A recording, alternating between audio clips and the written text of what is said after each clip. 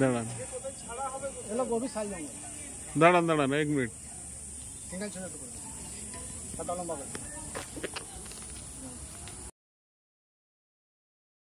না। সাপে কামড়ালে কাটবেন না, ওঝা গুইনের কাছে যাবেন না। হসপিটাল যাবেন, বলবেন সাপে কামড়িয়েছে, সঙ্গে সঙ্গে ব্লাডটা চেক করে অ্যান্টিবায়োটিক দিন। এই সাপের বিষ থেকে মানুষের প্রাণদান হয়, দামি দামি ওষুধ তৈরি হয়। সাপে কামড়ালে যে জায়গাটি বাঁধবে সেই জায়গাটি কেটে বাদ দিতে হবে, পছন্দ ধরে যায়। আমি জাহাঙ্গীর মন্ডল ঘাটার পঞ্চায়েত থেকে আছি, তার থেকে রিসিভ করছি। এটা হচ্ছে আমাদের দাসপুর থানা।